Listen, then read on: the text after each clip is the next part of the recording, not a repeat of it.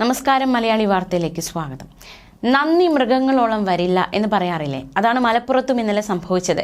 മലപ്പുറം ഊർങ്ങാട്ടേരിയിൽ കിണറ്റിൽ വീണ കാട്ടാന കരകയറി. മണിക്കൂറുകൾ നീണ്ട അനിശ്ചിതത്വങ്ങൾക്കൊടുവിൽ രാത്രി 10ഓടെയാണ് കാട്ടാനയെ കിണറ്റിൽ നിന്ന് പുറത്തേക്ക് കയറ്റിയത്. തുടർന്ന് ആന തോട്ടത്തിലേക്ക് കയറിപ്പോയി. 20 മണിക്കൂറോളം കിണറ്റിൽ കുടുങ്ങിയ ആനയെ മയക്ക് വെടിവെച്ച് പിടിക്കണമെന്ന് പലരും പറഞ്ഞു. മയക്ക് വെടിവെച്ചാൽ തിരുവനന്തപുരത്ത് കരടിയെ മയക്ക് വെടിവെച്ചതുപോലെയാകും.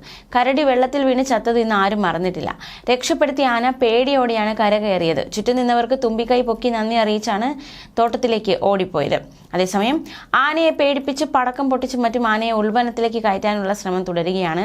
വനംവകുപ്പ് ഉദ്ദേശിച്ച സ്ഥലത്തുകൂടിയാണ് ആന പോകുന്നത്. 20 മണിക്കൂറോളം കിണറ്റിൽ കുടുങ്ങിയ ശേഷമാണ് രാത്രി 10ഓടെ കാട്ടാന കരയ്ക്ക് കയറിയത്.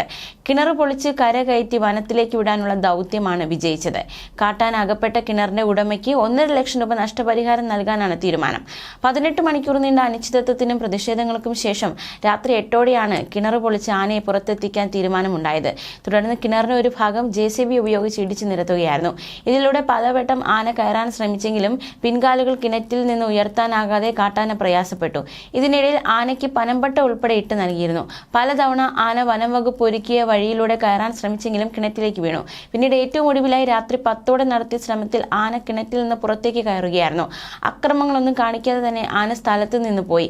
റബ്ബർ തോട്ടത്തിലേക്കാണ് ആന പോയത്. കാഴ്ചയിൽ ആനയ്ക്ക് കാര്യമായ പരിക്ക് പ്രകടമല്ലെങ്കിലും ക്ഷീണിതനാണെന്നാണ് വനംവകുപ്പ് അധികൃതർ പറയുന്നത്. രാവിലെ മുതൽ കിണറ്റിൽ തന്നെ കിടന്നതിനാൽ കാട്ടാനയുടെ ആരോഗ്യസ്ഥിതി മോശമാണെന്നാണ് നേരത്തെ DFO വ്യക്തമാക്കിയിരുന്നത്.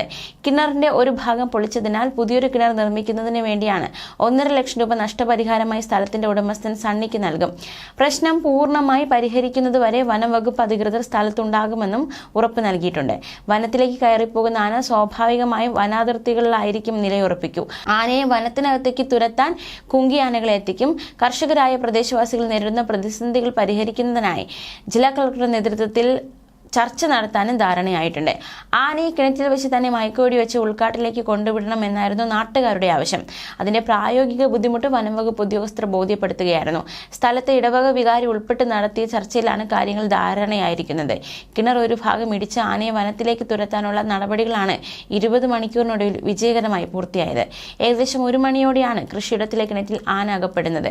പതിവായി കാട്ടാന ശല്യമുള്ള പ്രദേശമാണിതെന്നാണ് നാട്ടുകാരുടെ പരാതി. ഏക്കർ കണക്കിന് കൃഷിയാണ് കാട്ടാനകൾ നശിപ്പിക്കുന്നതെന്നാണ് നാട്ടുകാർ പറയുന്നത്. കഴിഞ്ഞ ദിവസം രാത്രി കൃഷിയിടത്തിൽ ഇറങ്ങിയ ആനയെ തുരത്തുന്നതിനിടയിലാണ് ഇത് കിണറ്റിലകപ്പെടുന്നത്. കിണറ്റിലെ മണ്ണിടിച്ച് ആനയ്ക്ക് വഴിയൊരുക്കി കാട്ടിലേക്ക് കടത്തിവിടാനായിരുന്നു വനംവകുപ്പ് ആദ്യം തീരുമാനിച്ചത്. എന്നാൽ നാട്ടുകാർ ഇത് സമ്മതിച്ചില്ല. മയക്ക് വെടിവെച്ച് ആനയെ ദൂരസ്ഥലത്തേക്ക് മാറ്റണമെന്നായിരുന്നു നാട്ടുകാർ ആവശ്യപ്പെട്ടത്. ഇക്കാര്യത്തിൽ DFOയുടെ ഉറപ്പ് വേണമെന്നും നാട്ടുകാർ ആവശ്യപ്പെട്ടിരുന്നു. തുടർന്നാണ് ചർച്ച നടത്തി തീരുമാനമായത്. ന്യൂസ് ഡെസ്ക് മലയാളി വാർത്ത.